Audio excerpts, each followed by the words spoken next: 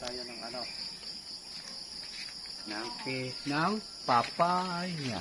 Parang may tama siya sa ibabaw niya. Ano natin, ang papaya ay harvestin na natin. Tingnan mo nga kung yung Maano? malambot. Bot, may ano, May tama. pag ano lang ito. Dapat hindi pinahinog sa puno ni. Hindi, yun. Yun. See? Oh, Dapat hindi siya saka yung pipino. Guwapa. Haya man na siya madikaw. Sa puno niya, yung pagkasira. Dapat siguro hindi pinapahinog sa puno.